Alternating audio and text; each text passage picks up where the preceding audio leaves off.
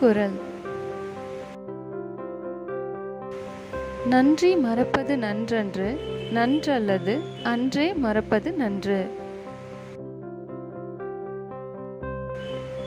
பொருள். ஒருவர் நமக்கு செய்த நன்மையை மறப்பது நல்லதல்ல. அவர் தீமை செய்திருந்தால் அதை மட்டும் அக்கணமே மறந்து விடுவது நல்லது. குறள். நன்றி மறப்பது நன்றன்று, நன்றல்லது அன்றே மறப்பது நன்று.